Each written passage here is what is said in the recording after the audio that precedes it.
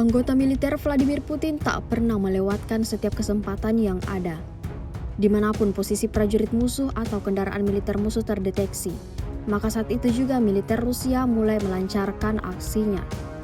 Terbaru, militer Rusia menghancurkan tank T-72 AMT Ukraina yang ditinggalkan di wilayah perbatasan wilayah Sumy. Rekamannya ramai beredar di media sosial Telegram pada Rabu 27 Maret 2024. Mengandalkan amunisi berkeliaran seri lancet, tentara Rusia tak tanggung-tanggung meledakkan tank yang terbengkalai tersebut hingga hancur total. Seperti yang terlihat dalam rekaman. Hanya dengan satu kali bidikan, tentara militer tersebut mengeluarkan banyak kepulan asap tebal. Sejak video ini beredar, belum ada tanggapan resmi dari pihak Kementerian Pertahanan Ukraina. Video ini viral dan menuai beragam komentar dari warganet.